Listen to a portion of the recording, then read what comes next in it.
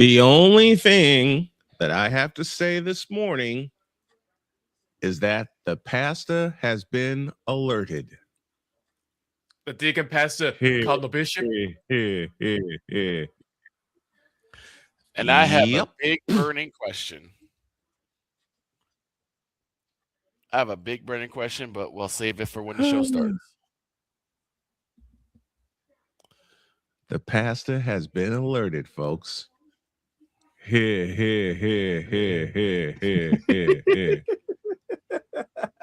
Let's go. I can't do it. We'll do it live. Do it live. I'll write it and we'll do it live. Mister, will you please wake up? Wake up. Wake up. Wake up. Wake up.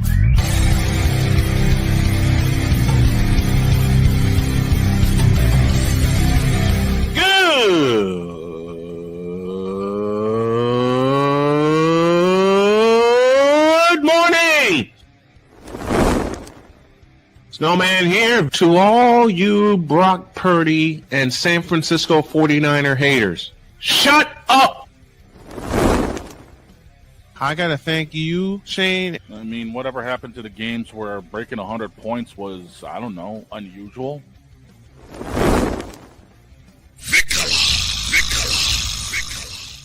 There was one word to sum up the All-Star weekend. Trays.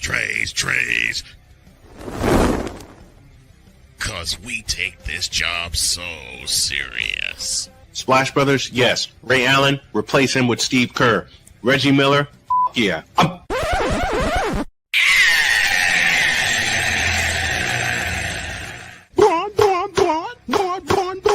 What in the all types of blue hell?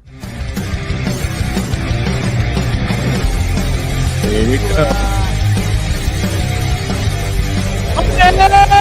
Let's go!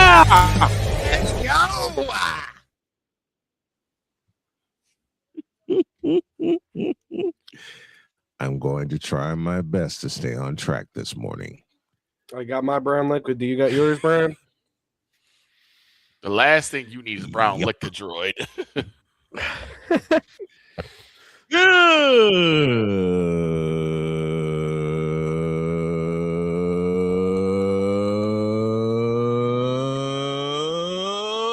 Good morning and welcome to the Taco Tuesday edition of Snowman in the Morning. Glad to have y'all with us. Droid, Vicalaw, and Napoleon riding shotgun. More like Taco Tuesday King Ouster Tuesday. LeBron James and his chances at another ship. Denied. That's good. That's good. That's very good, Napoleon. Now, I have a big It is question. a glorious Taco Tuesday. Victor has a question to begin today's show. Lay it on us. So I'm going to say this. I think this is it. I really do. I think that after this season, while LeBron is hanging out with either Dak or CD in Cancun, you stupid. he's probably gonna say it's time to hang it up. It's time to get on my horse and ride to the sunset. So the other question is, I don't think so. So now the question remains: who's next villain going to be? Who's the next villain going to be? He's already in the league. Which one? Shai Gilgeous-Alexander.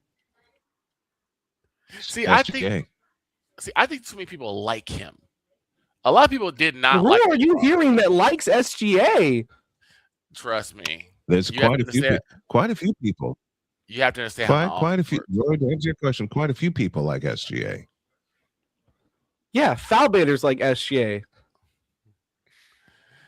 So it's like, so there's some people may like him, but like LeBron was that one person that like a lot of people knew they couldn't stand immediately. Now, of course, you have those people who talk about tomorrow, but that's right, another story. Of course, the people who will talk about tomorrow, but trust and believe. Mm-hmm. So I'm wondering who's going to be that next villain, because that's the one thing that has drawn some numbers to the NBA. is has always been a good villain to root against. Hell, MJ was a villain for a while by many people. I mean, people call Dylan Brooks a villain, but the thing is, he's a villain because he's physical. That's true too. You know who's a villain who's torn up the league and no one talks about him? Who? Victor Wembanyama? Stephen Curry. Steph Curry. Well, no, Curry's Steph also Curry's a on the hero. way out. You can't give the title away to somebody who's also on the way out of the league. No, here's the thing. Steph But is what not if a he's already Steph's not a villain. to a lot of people, to your point, Victor, a lot of people think that SGA is the next villain. Stephen Curry has always been, to a lot of people, especially to a certain group of people who we'll talk about later, Steph has been that villain. I was about to say victim. Jesus Christ. Villain. Yeah, he really has been a victim. Well, yeah, he has been a victim, but to a certain group of people, which I can't say yet. And Jody's already laughing. Because she knows what's coming. She does. She's in my ear and she's already laughing. But to a point, Steph has been a villain for 17 years, especially in 2015, 17, and 18. I don't think. I think people love him. I think people love him. They love his game. They love when you look at it like LeBron, there's more people who hate him than love him. Well, Steph, there's more people that love him than hate him. Correct. And hate him. Correct. Right. Correct. So you can't label somebody who has more love than hate a villain. I'm sorry. A villain. See, MJ had it. That's like J. Jonah Jameson calling Spider-Man a villain. Right. Well, But the see, J. at least Jonah they- Jameson Spider-Man was a villain. Yeah, and JJ was able to write it in a way where some people who were on the fence could see him as a villain. But because it helps with, they're like, no, he's a hero. That's why I say Curry. There are more people who absolutely adore Stephen Curry because of just his persona, his personality. Yeah, and I'm one of them. As much and I'm one of them. As much as I say, I've like loved Steph since Jason Davidson. I said, LeBron James hasn't had like a real like massive controversy except for decision. It's the decision 2.0. Right. It's more his attitude that has like kind of rubbed people the wrong way. Not taking the game seriously, especially in his earlier days. Kind of having that elitist attitude. You know what, Napoleon? I'm gonna have to dig that out now. So I'm just saying, like, I'm saying, like, because once LeBron is gone, you're not gonna have. Who's the next villain? Who's the next guy? But here's the thing: when you say, I look at it, and I've asked NBA Twitter plenty of times, Victor, who do they hate more? Do they hate SGA more, or do they hate Wemby more? Everybody says SGA. And then I throw another player in, and then another player, and SGA has won every single poll I have put out on Twitter. SGA is the next villain, and people might not like that, but it's just what the polls say. No, I don't have a horse race either way. I haven't really watched a whole lot of SGA games, so I don't know. Yeah, what is that? Because it's foul baiting, right? I don't know if it's look. Is it his gameplay? Is it his personality? It's the way he plays. I'm going to say this. Okay. I'm going to say this as plain as I can. And Droid brings up the term so many times over, and it's so true about SGA. He foul baits. So he flops. I also want to bring up a point from our brother JS on YouTube. Mm-hmm. The way SGA plays, it ruins the game. It's not like Steph Curry where the three ruined the game. It didn't really ruin the game. It's just, what y'all say so many times on the show. He found an anomaly and he exploited it. And turned it. Yeah. He found an anomaly. I said it the day he entered the league. He found an anomaly and turned it into a weapon. And Kerr turned it into a strategy. So when you look at players like SGA, his main thing is foul baiting. And to shout out our brother JS on YouTube, JS-2799, this is what he said, and I completely agree with him. And I sent the video to Brian too. And he said, the thing is, when you look at the people, it's not exactly quote. It's kind of abbreviated. You're paraphrasing. I'm paraphrasing. Okay. He said this recent generation of foul baiting is gonna feed into the next generation of players, and it's gonna make the game even worse because what you're supposed to do is go up for the shot. You're not supposed to go up looking for a foul. You're supposed to go up looking for a bucket or a three. That's the problem with today's NBA. That's fair, but now the only thing I would counter with is that SGA's. Did he start that, or is he just following the line? Because let's be honest, flopping and foul baiting has been in the game. The torch was passed by LeBron James himself to SGA after this series. So the villain torch is already given to SGA. Right. Okay. Yeah, because I'm like, you talk about people who flop. LeBron was like one of the first floppers in the league. One of the first. You have Chris Bosh used to do it. Oh, Chris Bosh. Oh, the Heat would make me so mad anytime the Rockets played the Heat while Bosh was around. I had a friend call him the flower forward because he was so soft and so weak. He would go up and take a foul. Listen, Charmin Chris Harden. Bosh. Listen, Joel Chris Bosh softened up quicker than the Raiders' offensive line after the Bears beat him. You had to go there? I didn't say that. I didn't say it. You had to go there? Yes. Napoleon. I had to make that joke, okay? But it's just a matter of going to fight after the show. You know what? I'll do it another way. Napoleon may not like this one either. But Chris Bosh, when he went to Miami from Toronto, softened up quicker than the old Oakland Coliseum. You and me gonna fight. Also, let me pose this question. Bring it on. Yeah. If you are a villain, are people going to be wearing your signature shoe? Some will. In Michael's case, yes. Michael was the biggest villain in the NBA, and people loved his shoe because it was a efficient shoe. I'm specifically talking about LeBron's. When was the last time you seen a non-Bron sexual walking around the downtown with LeBron's on? Well, that's different because LeBron's shoes are always ugly. LeBron shoes are ugly. I've seen more people wearing Under Armour Currys than I have seen LeBron's. Even in the league today, there's more people wearing Curry 5s than there are wearing LeBron's. Here's the thing about shoe game. There are two things that come to mind when we talk about shoe game. One is, how does it look on your feet? Can you wear it in different things? Do you just wear it for basketball? Do you just wear it for like the gym? Or can you wear it going to like, say, a club or a party or something like that? There's people who are like, this is my shoe for going out. It doesn't matter if it's Jordan's, LeBron's, Curry's. It could be a Joel Embiid shoe. As long as it looks good on your feet, you're going to wear it. Dear God. But then there are shoes that are specifically because of the player. I mean, you know, joke in my head. Yeah, people were wearing Jordans for years. Oh my! Snowman can tell you, folks. What would a Joel Embiid shoe look like? I don't want to know. It'd probably have a thin lower part. It'd be made fully of tampons. That's what it would be. Victor, you ain't right for that. But here's the thing. Snowman, I can tell you from experience. And you know he does have a signature shoe, right? Yeah. I'm pretty sure he does. It's the SKXJE1. What would a droid? Okay, since we're talking about signature shoes, and welcome to the folks in the Fanatics Feedback Zone, AB Media, Pitch Grid and I are going to get together soon. Who else? Crasher is here.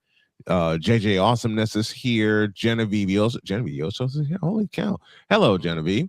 My daughter from across the pond. And of course, Napoleon's riding shotgun with us. Since we're talking about signature shoes, let's have a little fun with this. What would Napoleon's signature shoe be? His signature shoe, like the shoe he would go out every day on the court and wear? Yeah.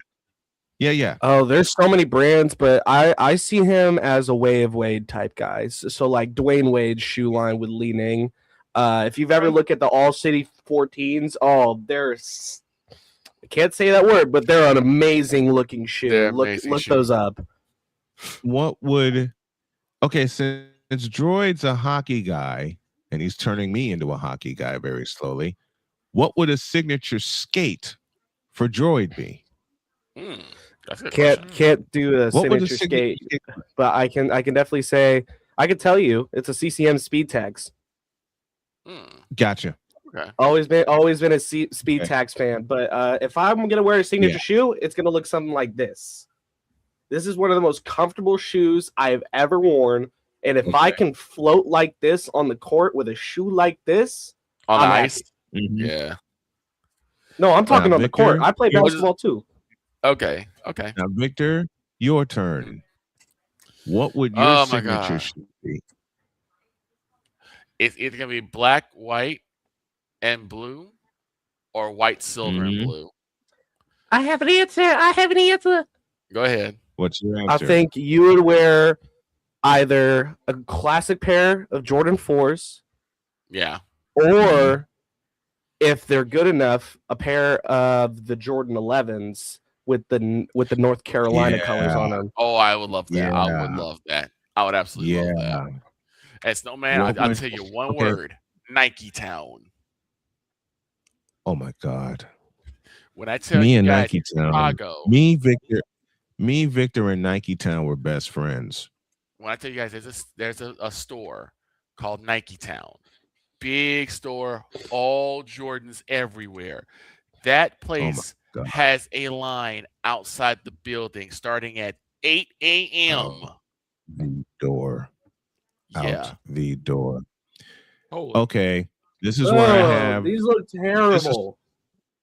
This is where I have fun with the chat and with the panel. What in the world are those? What? That is Joel Embiid's signature shoe. Get it off the screen, please. I'm going to throw up. Okay. I'm going to say this. I wasn't completely off by what I said.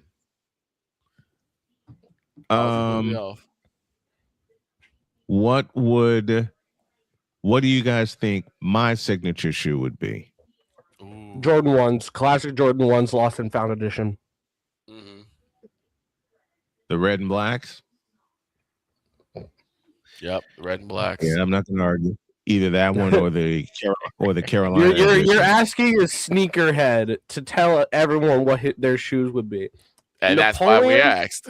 Napoleon, he doesn't really feel like a Nike guy. He feels like an Adidas guy. So somebody who'd be wearing an Adidas shoe. That works. What do you think, Paul? What do you think? Adidas or New Balance? Adidas or New Balance typically what I would probably be wearing. so I right on the nail, basically. Pretty much. Yep. I a got good New Adidas Balance. shoe. What was the? I forget who has Adidas shoes in the NBA right now. It's always hard to remember because there's so many. You definitely would not be wearing Hardens. I don't think you're a Harden guy. No. I feel like you'd be wearing Dame Time's shoe. Yeah. Yeah.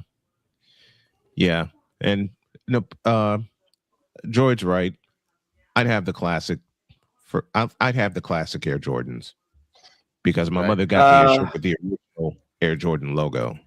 Ryan McCarthy, you'd be wearing those New Balance dad shoes. The all white with the navy. You know what? I would. You know what? As a father, I would too. And what we're as a dad. But here's the question. I would too. With McCarthy's dad shoes, would they come in Jets green? No, they would come looking like this.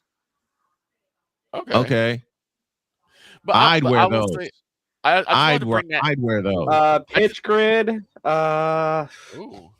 That's an interesting one. Pitch grid's interesting. I feel like a good Adidas shoe as well. Pitch grid just gives me Adidas shoe vibes.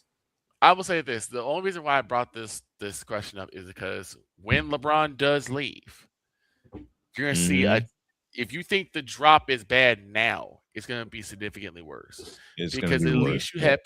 you have people who are like, yeah, I watch because either I'm a fan of the game or I watch because I either love LeBron or I hate LeBron. Oh, I hate him. McCarthy's playing into it, and I'll come at you in my cargo shorts and polo, dad outfit. There you go. But Napoleon, these were the shoes I was talking about. I feel like you rock these.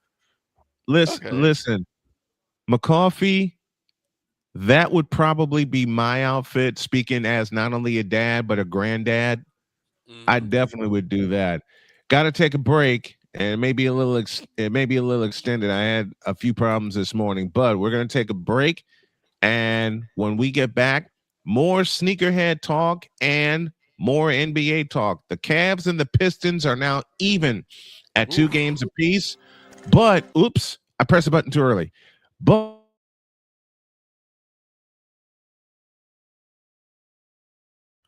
Mooted. We all mooted. What the heck? Because when you clicked it so fast, it glitches everyone, so it mutes everybody. I clicked the commercial button too fast. I apologize for that. As long as they're comfortable, I'll take it. As somebody who's worn those shoes, they're comfy. Trust me, Pitch Grip. Trust me, they're comfy. They are. Nike. For me, it's Nike, Adidas, and New Balance, and especially for me, as heavy as I Under was Armour for Curry. I haven't tried it.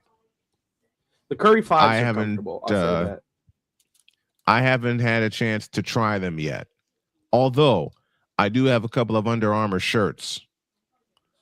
But not the shoes yet.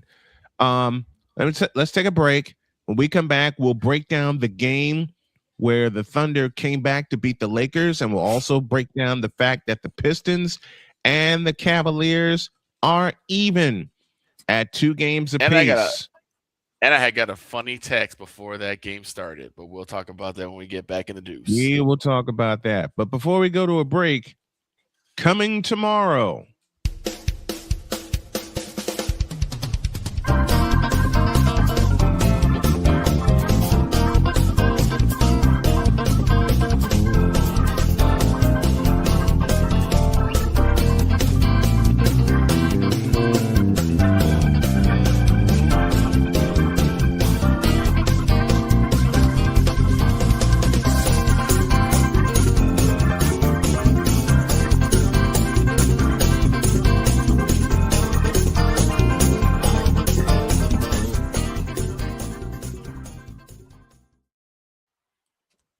We'll explain later.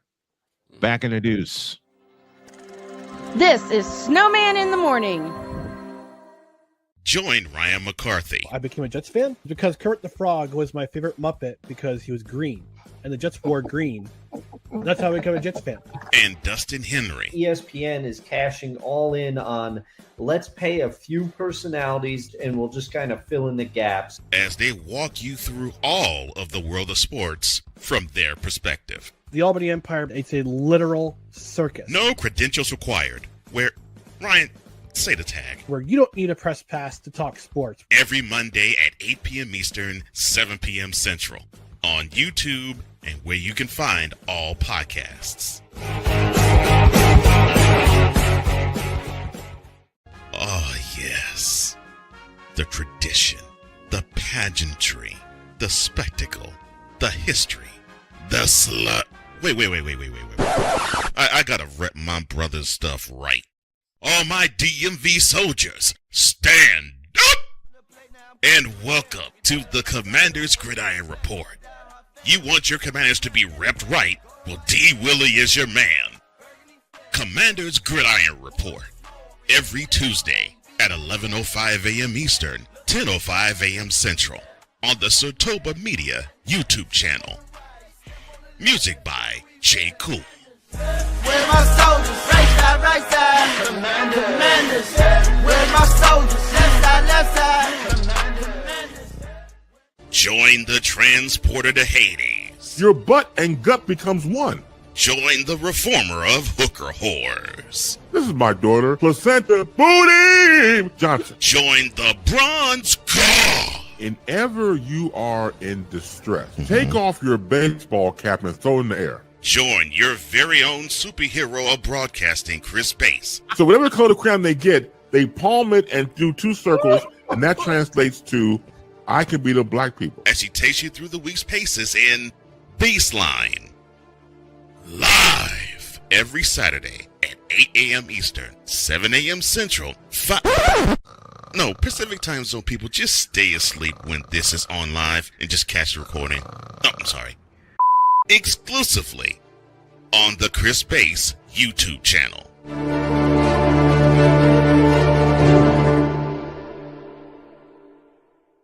Cause we take this job so serious. I'm on Alarm Island. Give me them cocks! Okay.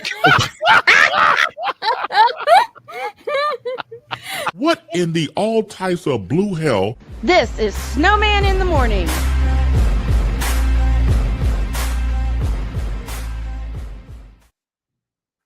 We never know what's going on here.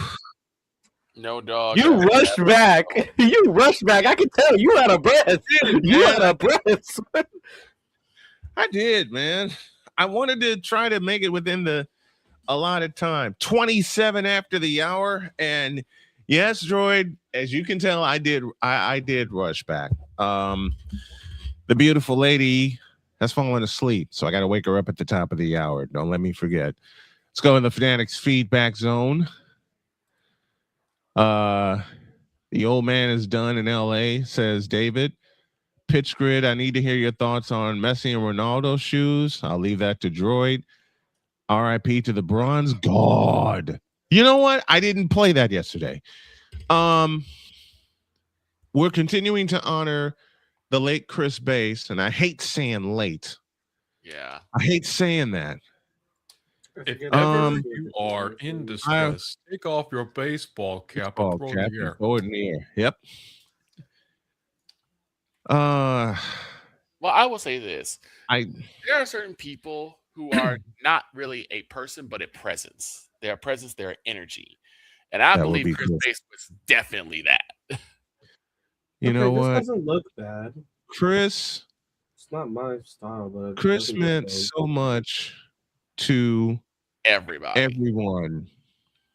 Not just here, but everywhere. I got a few funny stories to share about myself and Chris Bass, but Cole Johnson, say it, Victor. The EP of all EPs. When Cole he's the EP emeritus now, but when Cole was the active executive producer of the show, he made an intro for Chris Bass that looked like this. And now, the transporter to Hades, the reformer of hooker whores, and the bronze god, the one, the only, the legendary Chris Bass.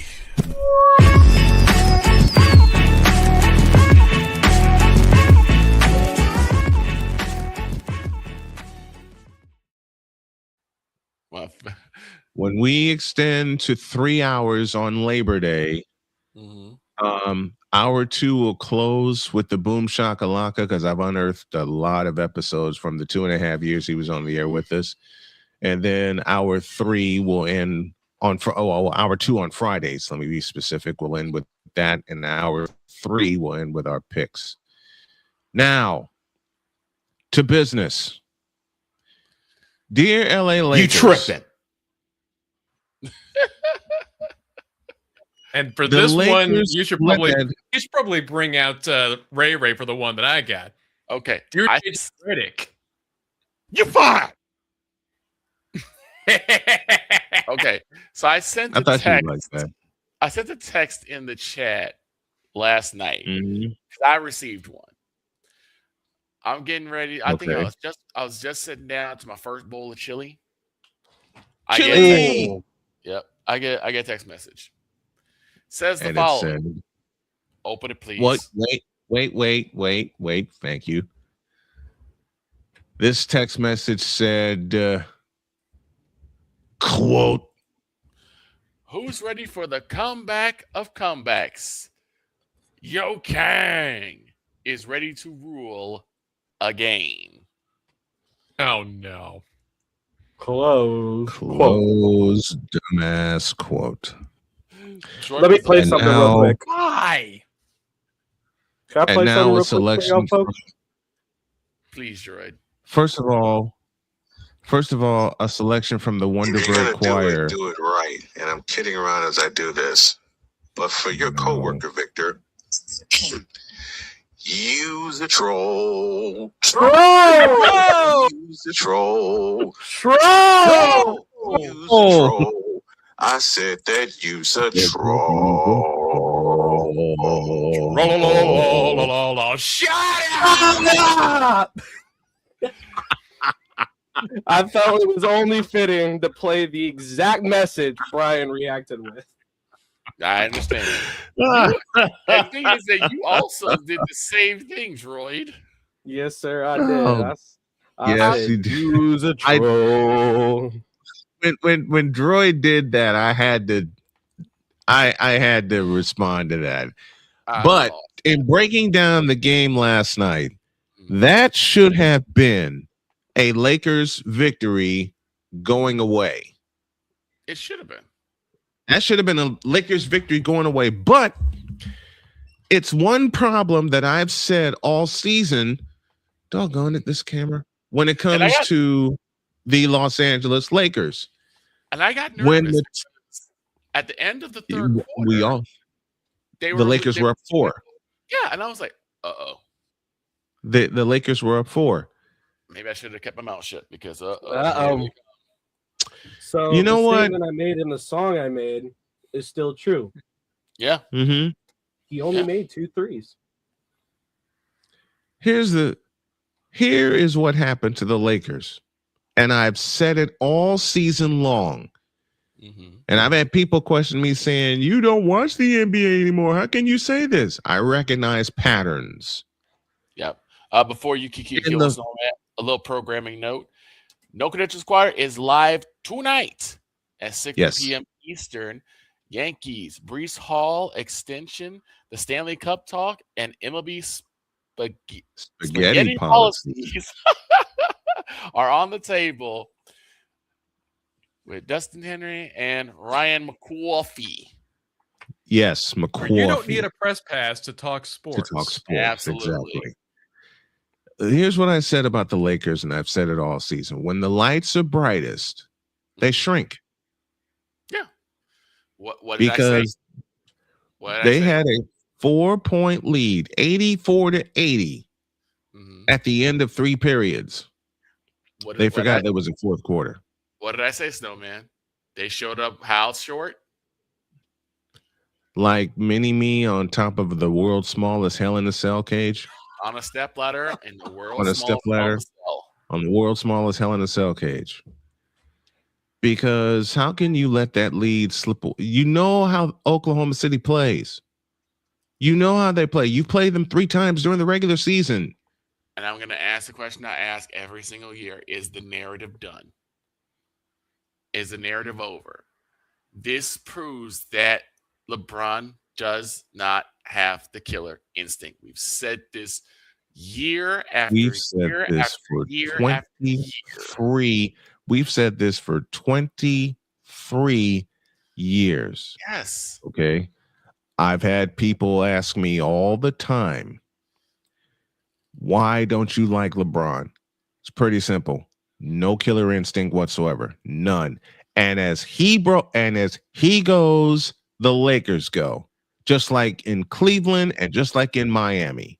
But we'll say to LeBron, I will not cuss. I will not cuss. I will not cuss. I will not cuss. But as he's proven it for 6 years in Los Angeles, as he goes, the Lakers go. The only exception was 2020 when he actually deferred to Anthony Davis, who should have been the Finals MVP, but that's a conspiracy chat for another time.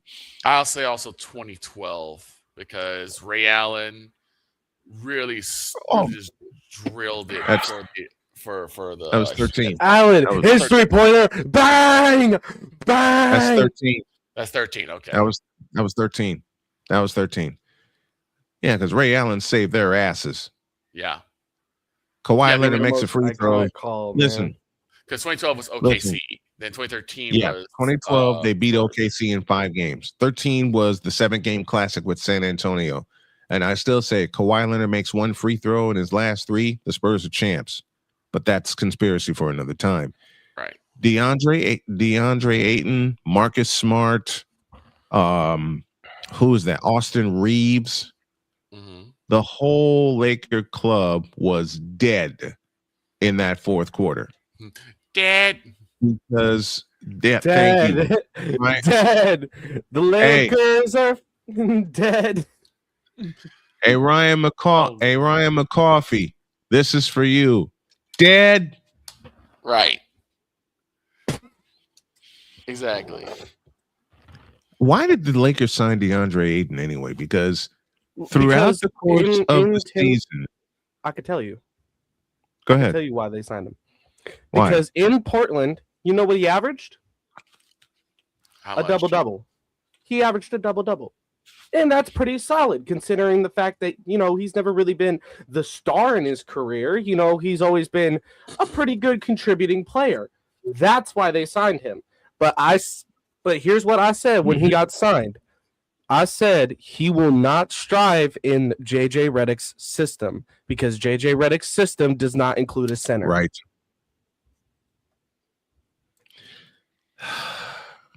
Right on target, Droid. Right on target. DeAndre Ayton wants to be successful, he needs to leave this offseason to somewhere better. Where does he go? Back to Portland because he was working fine in Portland. No, he doesn't go back to Portland. That's a broken system too. I'm going to be a little biased. They at least made the playoffs. Don't say Golden State. No. Green. No. Green. No. Well, actually, he would thrive in Steve Kerr's system. And by the way, Steve Kerr has been signed for 2 more seasons. McCarthy. I have a second choice. Surprise for you. Mm-hmm. Well, oh boy, McCarthy, would you know that I spent my hours last night making a parody to Can We Fire Logan Paul? Oh boy, screw it. Called, you know what? The number is called Just Retire LeBron James. Oh my gosh. And here it is. Respect to the champions. I acknowledge you, OKC. But Adam Silver, if you're listening, can you change one thing for me? That's LeBron James. Just retire LeBron James. I quit. Just retire LeBron James. Hold on, the first verse. You're better than Michael, but we all know that's a lie. He's better off without you, and I'll sit here and tell you why. You went 7 for 19, and you only made 2 threes. So we should be in Brownie James to tell us that to go away. Just retire LeBron James. Just retire LeBron James. He's one amazing athlete, but his threes can never cash. He can shove his scoring record directly up his. Just retire LeBron James. Just retire LeBron James. LeBron James. I loved every single second of making that. I am standing and applauding, bro. That was amazing. Holds up lit Zippo letters of the coffee. Pardon me while we stand up and applaud. Right? And the thing is, for those who don't know, I've been dealing with writer's block for like McCarthy months says, now. I hope that McCarthy says holds up Zippo lighter. Holds up Zippo lighter. Lit Zippo lighter. If you're looking, I turn on my flashlight and I start doing this. Just stop sitting in my living room just waving my hands in You the know air. what? I could shut this. I could shut this show down right now. That was gold. Dude, That was listen. I had the thing is Shane Put a one in provided the a verse. For those of you watching on, I'm listening. No, you go ahead. He can't. He can't even.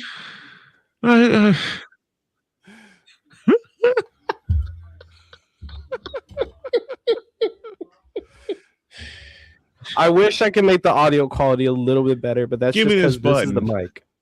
Ladies and gentlemen, there's a new king. You can't even use Fry Eagles Fry no more. This one was way better. Oh, the thing is, that's in the making, Victor. Oh God. Oh no. Can you have that by Friday? No, you cannot. No, you cannot because I work Tuesday through Friday. No, it's not. Because I work Tuesday through Fridays, so I can't do that. Drat. Like, no, you cannot. Drat. You get nothing. Drat. You lose. You lose. Then Good I'll day, do it. sir. Sir. Yes, sir. The one time Jordan and I share a Then brain I'll cell. do it. No, you don't. Don't you dare, Brian. Wait, no, I don't want. If I hear that boom, What? boom, boom, boom, boom, boom, boom, if I hear that, I swear to God. No. Brian, no. Why did you tempt me with that? Wait, what? I quit.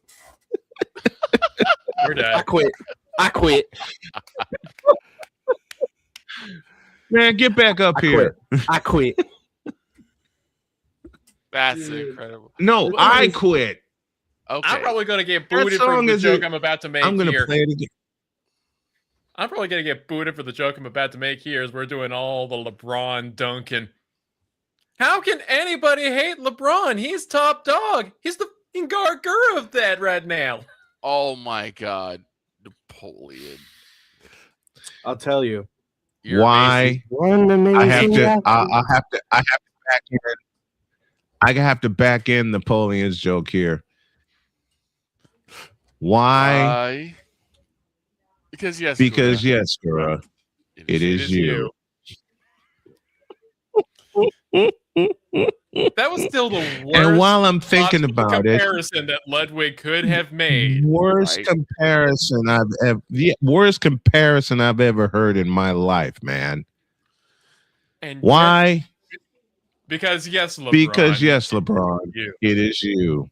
It has always been you. It always will be you forever and ever. Amen. I'm gonna say right now, y'all. Oh, by the you way, guys did fellas, not- Mhm. 5 p.m. tomorrow. Okay. I'll let y'all know right now. If you guys did not watch, if you guys did not watch Shooting Lights Out, you need to. Yesterday's Yes, show you do. was amazing. Yes, you do. And Cole brought up yet Mhm. another amazing graphic. Old people retirement home No. with LeBron James and Luca sitting in rocking chairs. In rocking chairs. Listen. Luka listen. Wait, who we talk about? Luca? I That won't. Luka Talk about that fool. Luka fool. Yeah, the one who got steps in and then left. Yeah, The I'm one getting who my got steps in and stepson. left. I'm getting my stepson.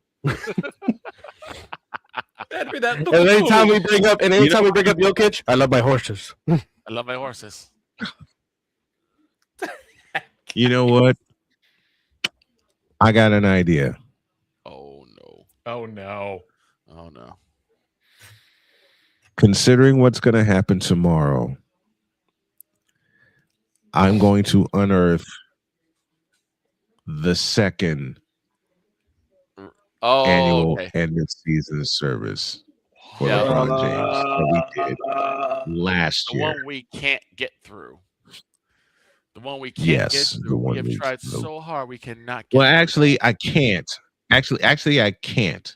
I can't do it because we're on our stations today, and there's a lot of cuss words in there. So there's gonna have to because the BGS line never got a cut. Yeah, look, BGS ruled that service. Okay, Yes, I appreciate BGS ruled my church, son. Listen, the lines I got from, especially now with the 2 new lines I got from BGS, I can't use them. Right. I can use them tomorrow. I can use the hell out of them tomorrow. Oh boy. But the Lakers are finished. The Thunder move on to the Western Conference Finals. They await the winner of the Thunder and the Spurs, who play Game 5 tonight. And as we go to a break, we'll preview that. Wolves. Why not? I'm like, Thunder, Jesus Thunder Christ! I am falling off of a cliff today. I am sorry, folks. Wolves and Spurs, Game 5 in Texas, and my buddy Bill Schoening is down there for an insider report. So we will definitely have that tonight. But let's take a break. 48 after the hour. Let's take a break. When we come back, we'll look at Game 5 of the Wolves and the Spurs in Texas. And I promise we will get to Detroit and Cleveland. The Cavaliers have who do these Cavaliers think they are? Mark Price in the bunch? It's the revenge of Craig. Back after this. The revenge of Craig Elo. Why? Because it always happens to Craig Elo. Back in the deuce. This is Snowman in the Morning. Drew Willingham. In this case, yeah, you put the blame on Kyle Shanahan for apparently not preparing the team enough for the overtime rules, supposedly. Cole Johnson. Peyton was considered the winner, and he was the darling of all darlings for Gerald. With a special appearance by Tyrone Alizé McDummy. Ain't nobody calling me. Text delete. Join these 2 football enthusiasts as they give you Total Football Talk. Live every Monday at 4 p.m. Eastern, 3 p.m. Central on the Sertoba Media and the Comey Media YouTube channels.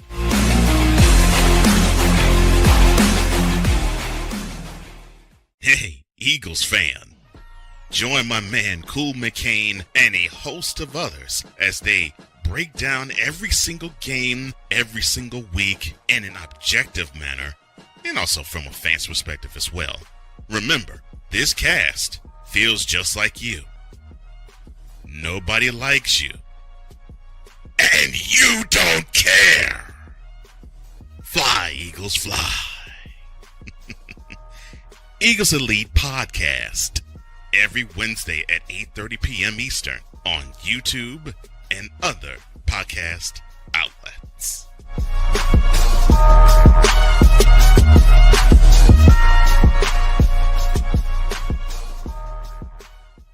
From the hills of Santa Clara to the legacy of the stick, this is where red runs deep and greatness wears gold. 40 plus years a fan, 30 years in the booth, and now it's personal. The 49ers like you've never heard them before. This is That 49ers Show on Snowman Sportsnet.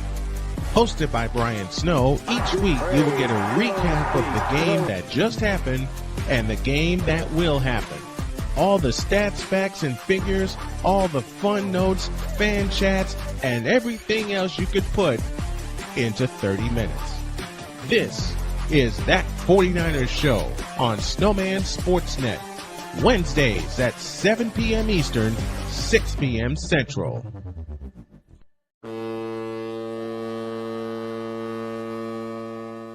Cause we take this job so serious.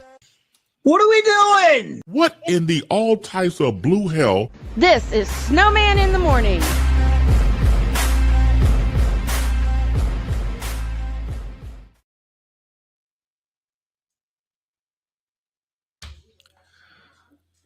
Oh, here we go again. What happened? 52 after the hour. I got to go wake somebody up in about 8 minutes, so let's just have some fun here. Dear Napoleon. What? Here. Give him this camera here. Give him this camera here. What? This guy released HoloLive Beyond the Myth. Mm-hmm. I was glued to it. I did not know that there were more people in my office that were YouTube fans. Mm-hmm. And I was listening to it on the debut. Someone on my show said, "Wait, yep. Someone did a documentary on HoloLive," and I said, "Yeah, this is my friend Napoleon Dynamite." 5 other people have watched it. I was like, I need to make a confession to Napoleon here, since he's got the camera. Mm-hmm. I have watched it quite a few more times since then. Yes, from indeed. Start to finish. Mm-hmm. It's a docu. If y'all haven't checked out HoloLive Beyond the Myth, that documentary, I suggest you do, because it's a documentary that will have you on the edge of your seat. It will educate you. It will give you a whole lot of history. It will bring you to tears. And it was a whole lot of fun. And it will also produce a whole lot of tears. And it did all of that for me. So, Napoleon, my man, can't thank you enough for introducing me and the rest of the friends to that. For you being here every Tuesday and Wednesday. We are praying hard for your dad, because we know your dad's going through some health issues right now. And we are pulling for him to make it to Vegas for the A's season opener in Las Vegas. But my man, where's that button? I knew you would be great to stick around the panel, to stick around the snow crew, when on a Tuesday morning we hear Ball goes Benton, Caleb Williams. You've been a friend to us since. More like, why did I trust in Geno Smith over DJ Les and QB Mild Sauce? And QB Mild Sauce. That one. He has since made impressions of. Well, that game sucked. And Father O'Shaughnessy need to go to hell. And you fool! And he's also asked the question, who told this lie? On many occasions. I bet he did a full Chapel Bill now. Chapel Bill now. Yep. He's done that. He has since given me the soundbite, and I can't find it for some reason, of now get the hell out of my face, you thirsty bitches. Mm-hmm. And he's done quite a few other things for us. It's but really we love you. Basically a skill issue. Yeah, that one too. And about six others. But six, seven. We love you. Yes, indeed. Yeah, that one too. After the A's beat the White Sox 7-6 in 11 innings. But in all honesty, we love you. We appreciate you. Every week when you do your picks, it's off the charts, and I have a little fun producing it, and I love doing it, and we love having you here. Plain and simple. We love having you here.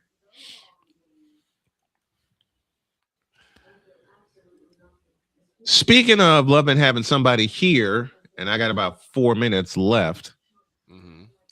Oh, shucks. I moved it.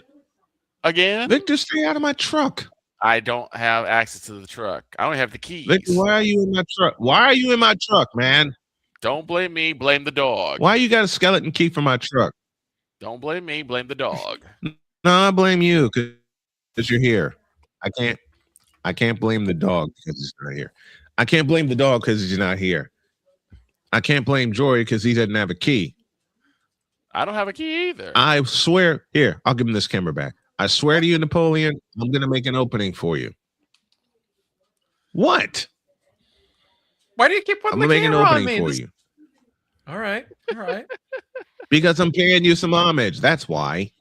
Exactly. That's why. And then we have this guy who I'm getting the opening ready for. If y'all haven't heard the story, here it is. First time this guy and I got together on the air, he had me laughing so hard that I begged him one thing. And the one thing was, please don't get me thrown out of Starbucks. It's a legend. That's a legendary line. It is. I think there will be on a more than summer. On a summer day in 2017, this man and I got together. First time on the air doing a segment. I was in Starbucks. I had just put down some iced tea. I just put some iced tea down. And he had me laughing so hard I nearly spit it up. And I told him, don't get me thrown out of Starbucks, please. He didn't. And it wound up being a 2-year sponsor deal between 2 different states. And since he's here, I may as well play this for him too. Passionate. Come after me. I'm a man. I'm 40. Unflinching. Let's go back to losing. Parking was easier. Unrelenting. They're not going to keep him off the field tonight. Totally. This one has a chance. Deeds.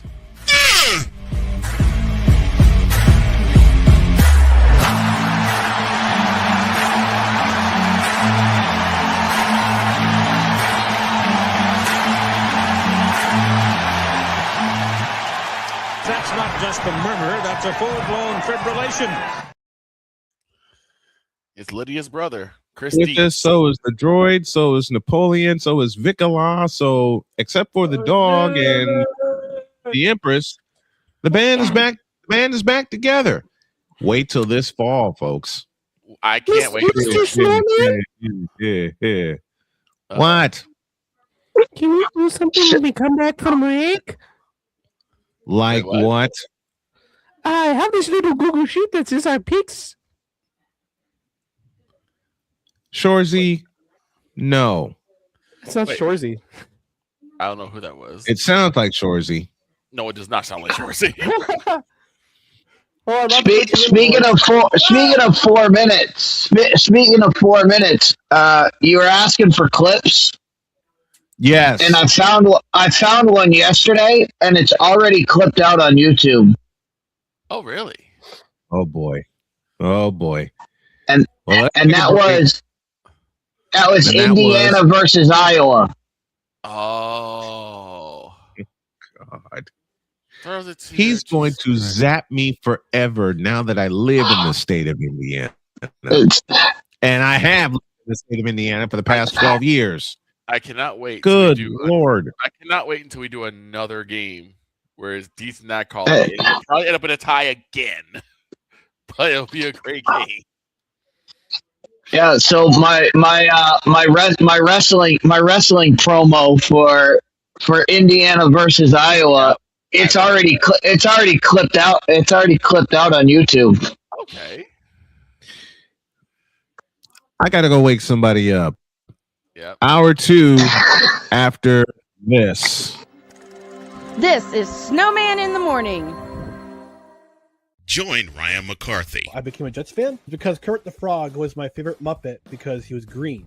and the Jets wore green. That's how I became a Jets fan. And Dustin Henry. ESPN is cashing all in on let's pay a few personalities and we'll just kind of fill in the gaps. As they walk you through all of the world of sports from their perspective. The Albany Empire, it's a literal circus. No credentials required. Where, Ryan, say the tag. Where you don't need a press pass to talk sports. Every Monday at 8 p.m. Eastern, 7 p.m. Central. On YouTube and where you can find all podcasts. Oh, yes. The tradition, the pageantry, the spectacle, the history, the slut. Wait. I gotta rep my brother's stuff right. All my DMV soldiers, stand up! And welcome to the Commander's Gridiron Report.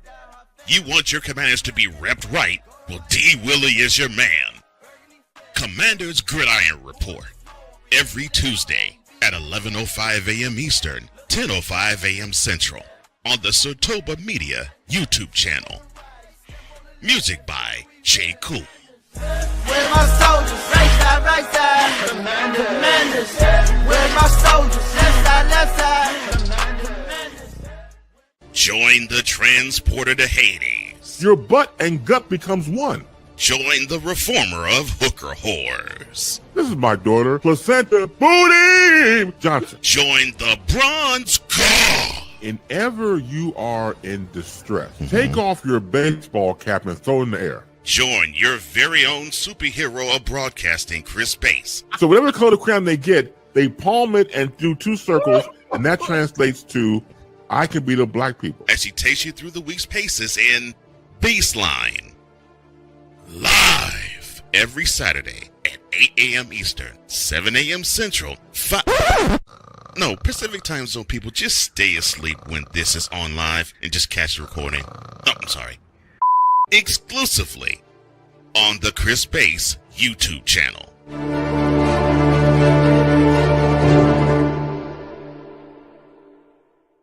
Cause we take this job so serious. I'm on Alarm Island. Give me them cocks! Okay. What in the all types of blue hell? This is Snowman in the Morning.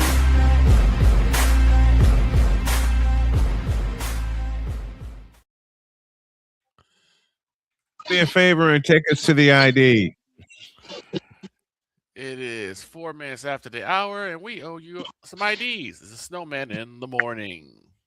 You're listening to WQVZ, 1700 AM Mission Radio. Broadcasting live in your region, across our nation, and around the world, this is Snowman Multimedia. To all you Brock Purdy and San Francisco 49er haters. I am cute. You tripping. Who told this lie? Shut up. Jarrell Jones has no brains. His football acumen is the same capacity as Gun Run's moral capacity.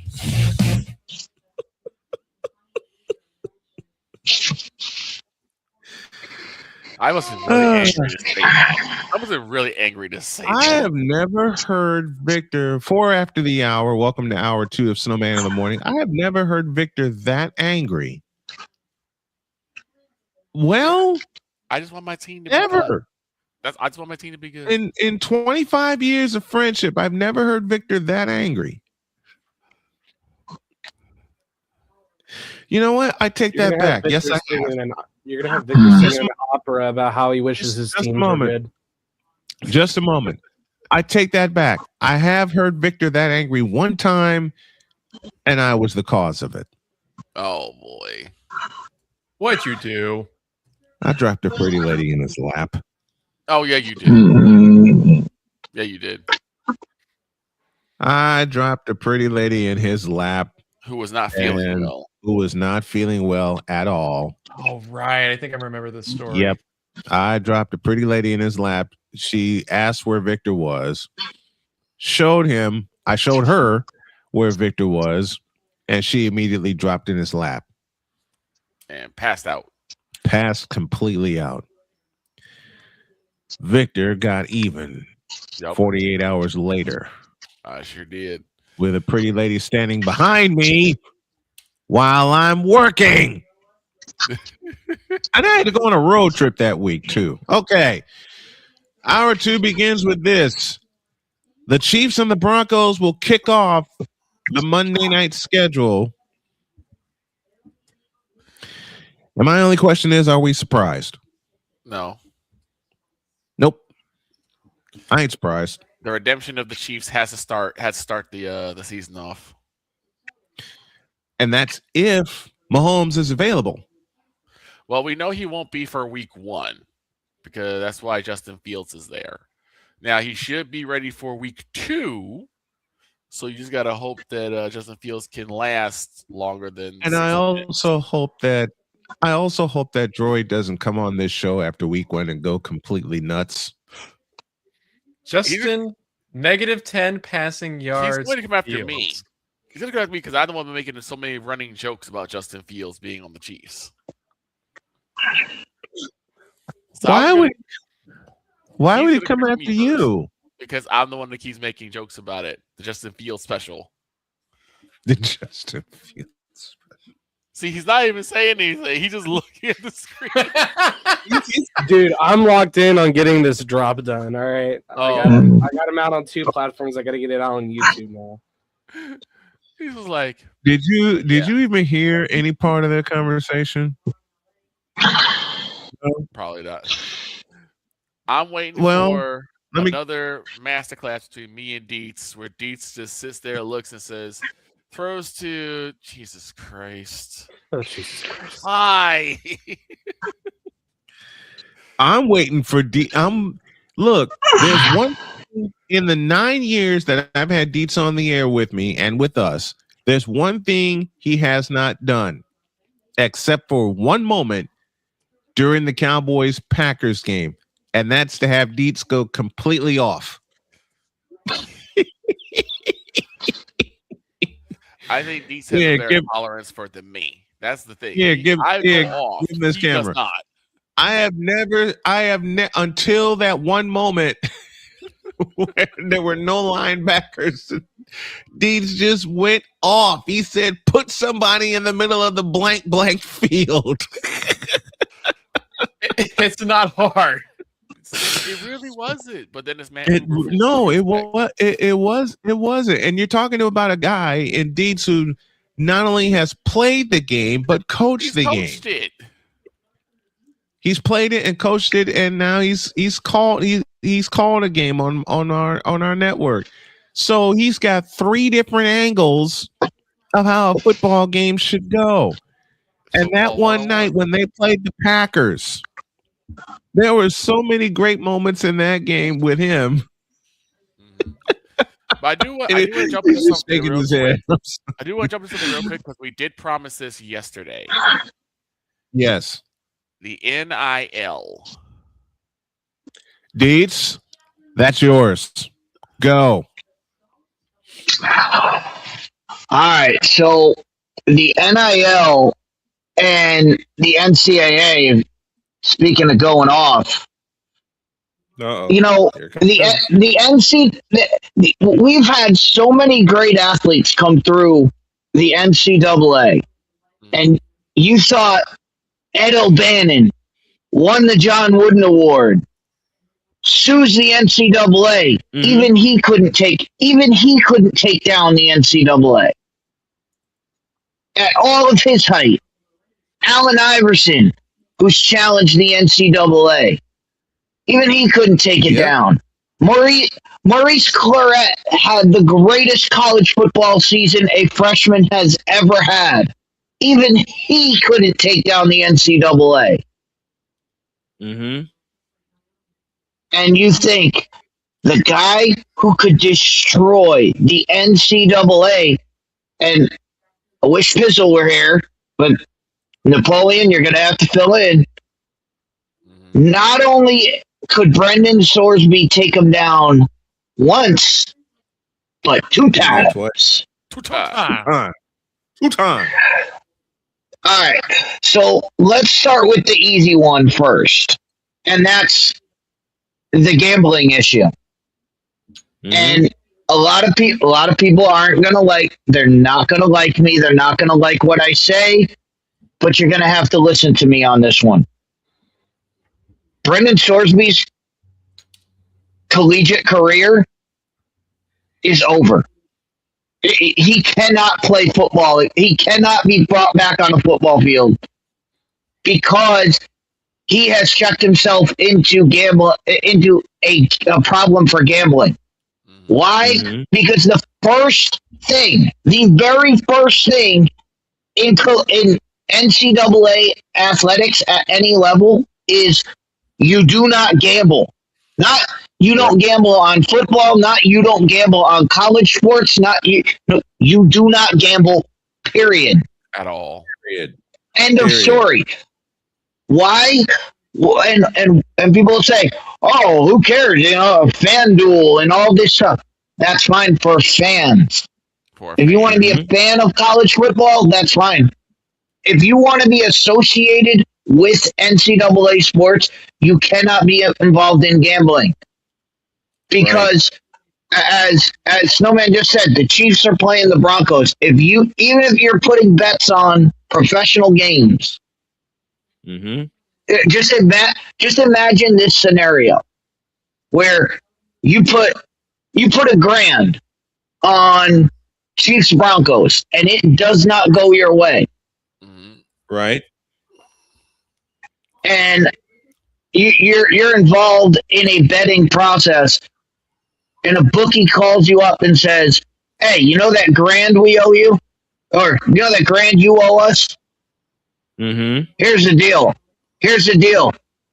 Texas Tech is 35-point favorites this weekend. Make sure y'all don't hit it." Right. And for people that say, "Oh, that's a far-fetched scenario," it's happened. People have shaved. Point shaving is a thing.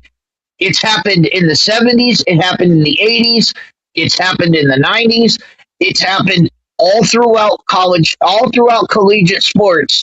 They have had gambling incidents, and that's why the number one rule is you do not gamble. Period. End of story. It's in the rule book. So the NCAA, Brendan Sorsby is going to test them as whether they're an organization or not. Because if he plays, they cannot strike anybody. They can't come after anybody anymore. I said before, Stephen Headache Smith, former player out of Arizona State, and the scandal that went with that, because he did point shaving. That was a big scandal that really hurt AZ State. So it's happened before. Arizona State, basketball is huge. Just the Arizona basketball program has been caught point shaving. Boston College has been caught point shaving. UNLV has been caught point shaving. That is a huge thing. And a lot of people say, "Oh, what's the deal? It's gambling. It's fantasy sports. It's this, that, and the other thing." It doesn't matter. Once you let one person do it, it opens the floodgates to anything else. Everything goes, and it's the Wild West. So that's the first one, and I'd be shocked if Brendan Sorsby's even back on a collegiate football field. However, so that's the first issue. The second issue is, as Victor said, the NIL, which major networks they touched on it when the court case came out, and it's coming out in July. And in July, it's supposed to hit the bench with Sorsby versus the state of Ohio and the NCAA. It's being heard in Ohio. Now,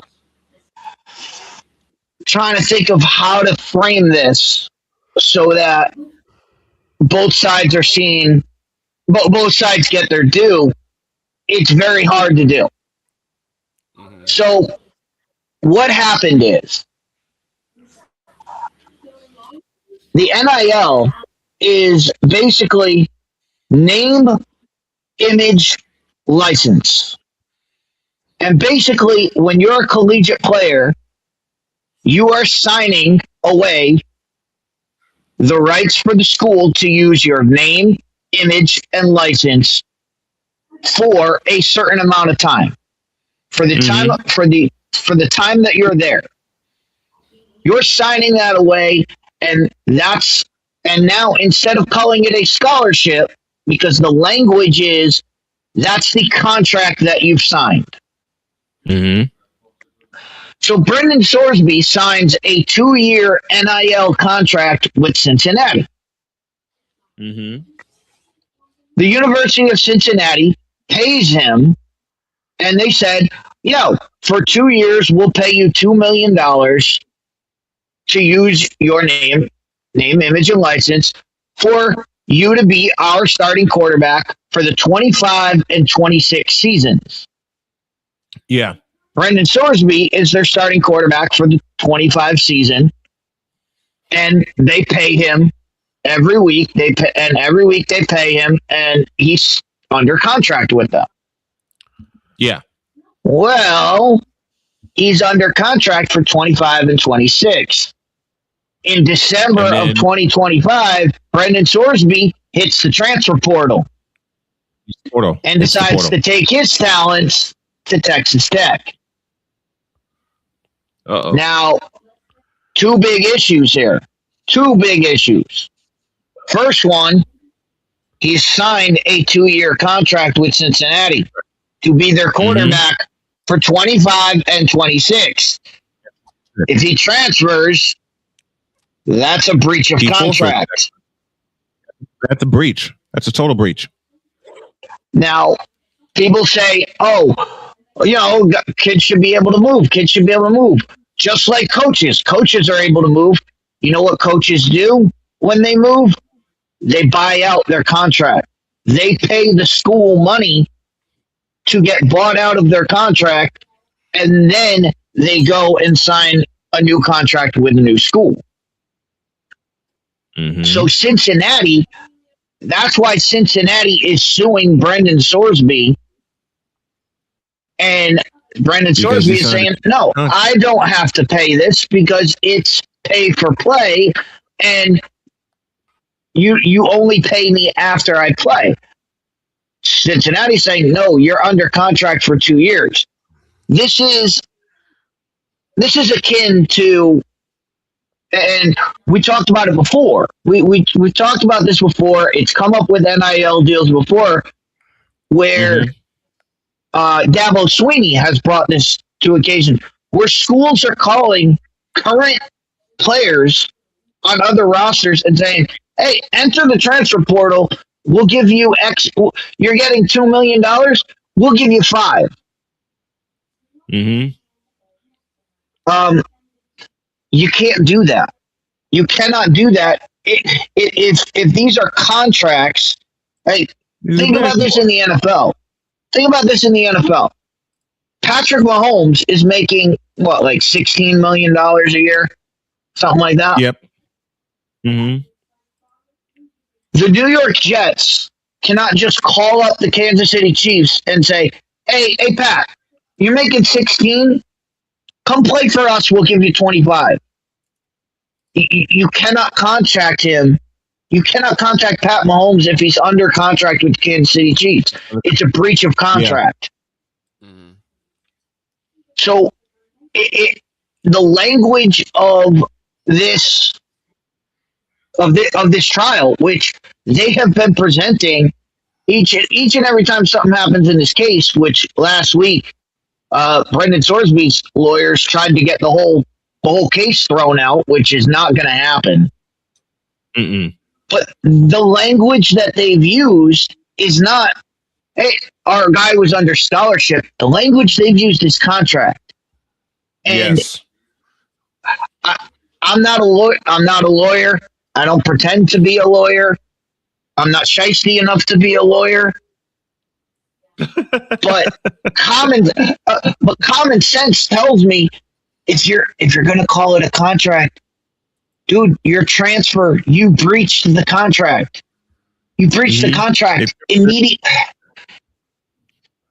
So, you're under contract. You must fulfill it. You got to fulfill it. Yeah. If you signed a 2-year contract, if you signed a contract to be the quarterback in 2026, and you transfer before then, that's a breach. You've broken the deal. You've broken the deal. That's a breach of contract. Big. So again, this could break the NIL. This could break the NCAA, and you have people at higher ends of this, and we've heard it. We've mentioned them on the show. You know, Jay Spivey mentioned it a couple weeks ago. Why is the president dealing with this? And the president has come out and talked about NIL deals, and the president is absolutely right and absolutely wrong at the same time. Which our president has the greatest ability to be right and wrong at the same time. And everyone hates him for it. And everyone hates him for it. It's great. It's one of Trump's greatest asset is to be right and wrong at the same time. Damien has a couple of questions for you. But he's right. He's right in the NIL. If this goes in the way of Cincinnati, if this court case, either way this court case goes, it's going to break the NIL. It's going to break NIL deal. Either NIL deals can be given to anyone you want, or it breaks them, as in college kids really, instead of signing scholarships, they're just signing contracts. So it's either way this goes, it's going to be a disaster on one side or the other. And for that, Trump was right. Of the NIL needs to be fixed. He's wrong in, hey, let's go. We need to disregard it and get rid of it. It's like toothpaste. It's like toothpaste in a tube. Once you've let this out, you can't put it back. You cannot put this back in the way it is.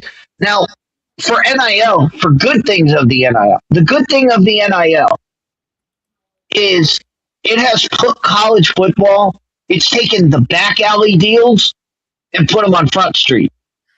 Yes. Everybody knows what's happening. Instead of, and I'll say it, instead of the greatest movie of all time, The Program, instead of slipping players envelopes with cash in them, instead of boosters meeting with players and being able to slip them extra money here, extra money there, instead of schools having to hide their money in a house for Reggie Bush's family, instead of all of that, they can just give them the money straight up.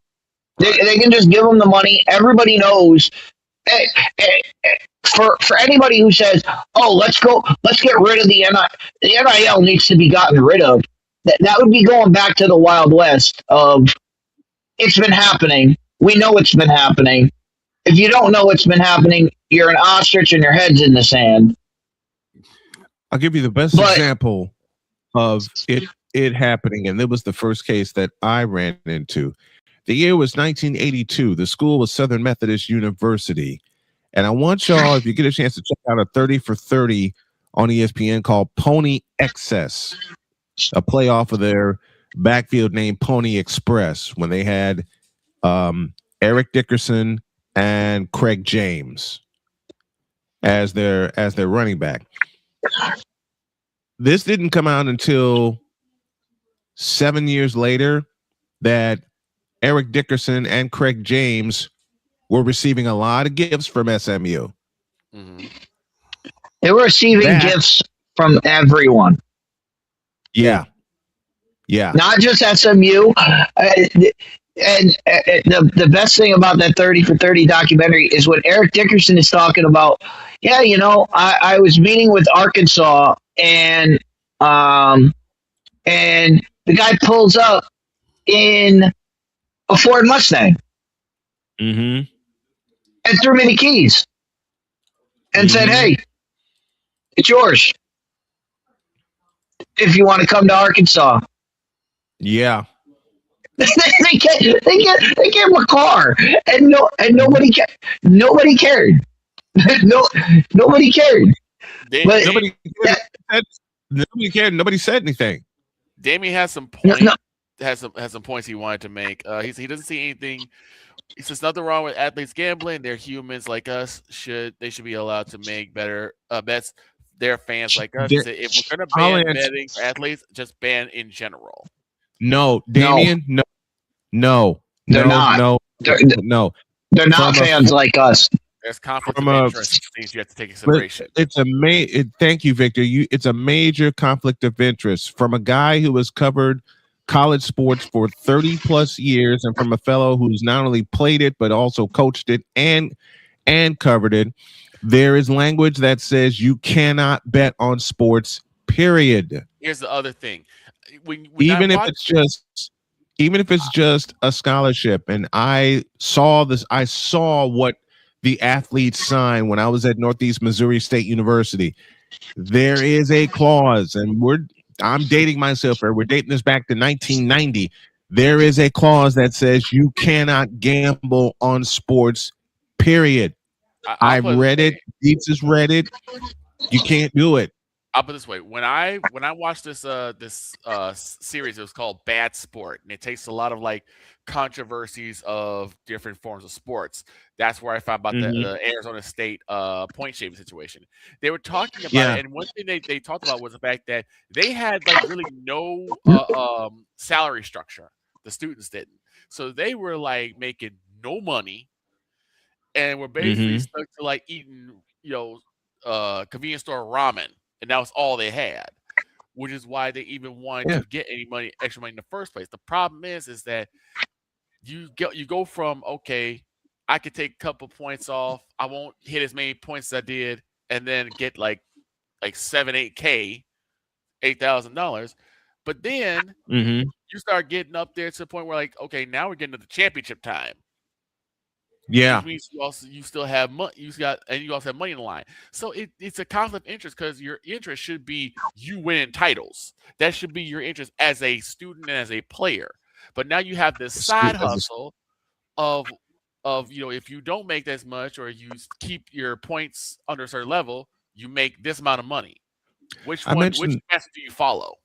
I mentioned the year 1990, and there was a very popular team that they weren't shaving points, they were adding points.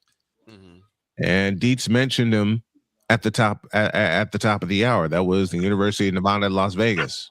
Oh, UNLV. That was Stacey Augmon and the boys. They did it in reverse. They weren't shaving. They weren't shaving points at all. Right. They were adding them. That's the difference between like now. I don't know if Damien means like if you're not betting on your own games, if you're betting like I said, it doesn't matter. It doesn't matter who. It doesn't matter. It doesn't even matter if it's not your own league. I mean, if you're a collegiate athlete and you're betting on professional games, it opens Pandora's box to a bookie and anybody say and. Look, I'm a sports gambler. I know a lot of sports gamblers. I know bookies. I know everybody, and the bookies are my friends and people I've gotten to know. Yeah. So they're not out there, they're not out there trying to, if I don't pay them the, $100, $150 that I owe them that week, they're not out there trying to break my leg. But there are more nefarious characters in the sports gambling world that if you don't pay them, things will happen. And right. A lot of parts will start if you're even if you're betting, like I said, even if you're Brendan Sorsby, you're playing at Texas Tech and you're betting on Chiefs Broncos Monday Night Football, and you make $1,000 bet, and the guy calls up and says, "Hey, that $1,000 you owe us, you know what? Let it go. All you have to do, don't beat them by 35 this weekend." And that's what happened to Headache. He was getting a good amount of money, but then after a while he started losing. And you're talking about he was losing like hundreds of thousands of dollars. And they're like, okay, don't worry about that. You know, when it comes to this next game, don't score over this amount. And you could tell that he played differently when he wasn't as aggressive. Right. Oh, you watch that, and I don't know if it's the same documentary, but there's another one, and it was on Boston College, and you could see the guys. Guy would just throw a ball out of bounds, and you would look at the play and you would say, "Why the hell is he doing that?" Yep. And right. The guy tells you, yeah, we were shaving points. Like, it was easy enough just to throw the ball out of bounds. Instead of throwing a crisp bounce pass, he would throw it right to the other team's foot. Right. The series I watched was called Bad Sport. When I tell you this show was crazy. It was talking about there was a NASCAR driver who was selling weed on the side, which I guess you weren't supposed to do back in the day. And I mean, he was making money out of it. They talked about it was this figure skating debacle that happened where, because it was in Russia, they thought that the American team that was supposed to win ended up getting screwed over by basically almost all Russian judges panel. So it's about all the one, but the first one was about Headache Smith and the point shaving, and it went into like from his perspective, and he had a teammate who also did it, and then it goes into from the bookie side of it, for the ones who are in Vegas.